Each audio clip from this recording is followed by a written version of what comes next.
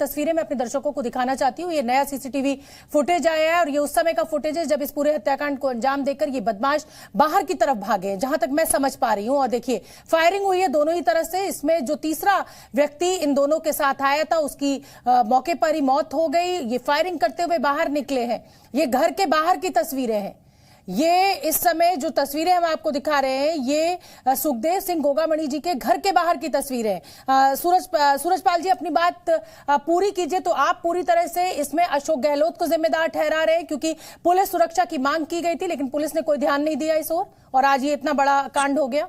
शोभना, जी news पूरे विश्व का जाना माना एक चैनल है। मैं अशोक गहलोत को अनुरोध करूंगा कि आपके चैनल पर आकर बयान दें।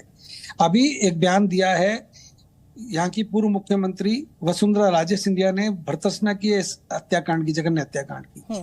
मैं अशोक गहलोत का नाम बार बार इसलिए ले रहा हूँ, एक सामाजिक संगठन का नेता आपसे टाइम मांग रहा है, आपसे रिक्वेस्ट कर रहा है कि मुझे सुरक्षा दो, मुझे मेरे ऊपर मेरी हत्या का मुझे खतरा है, लॉरेंस बिश्नोई से खतरा है। ये जो गोदारा कौन है मैं नहीं जानता कौन है, परंतु क्या देश के अंदर इतना आतंक है इन लोगों का?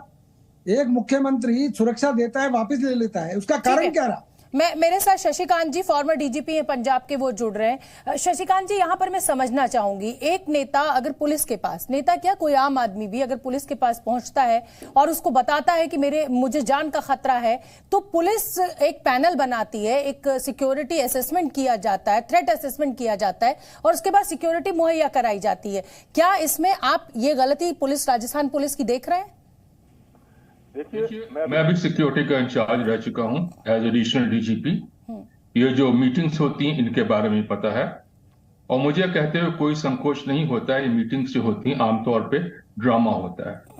सिक्योरिटी सिर्फ उन लोगों को दी जाती है आमतौर पे जिनके कोई पॉलिटिकल, ऊपर से किसी का बड़े व्यक्ति का फोन आया, किसी को कहा इसको सिक्योरिटी देनी है, नहीं देनी है। आमतौर पे बहुत हद तक ये सब राजनीति से प्रेरित होता है। Thank you.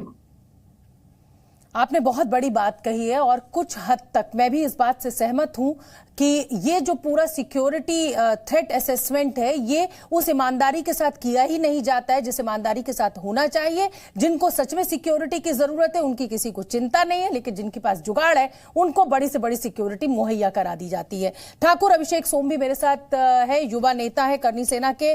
ठाकुर अभिषेक सोम, पद्मावत जब फिल्म आई थी और उसका जो विरोध प्रदर्शन करनी सेना के द्वारा किया गया था तो कई जगह पर यह विरोध प्रदर्शन बहुत हिंसक हो गया था और उसी समय सुखदेव सिंह गोगामणि जी जो है वो बहुत चर्चा में आए थे। तो क्या ये माना जाए कि पुलिस ने अगर इस कंप्लेंट को या इस थ्रेट को बहुत सीरियसली नहीं लिया? राजस्थान के बीजेपी अध्यक्ष क्या कुछ कह रहे हैं वो एक बार सुन लेते हैं।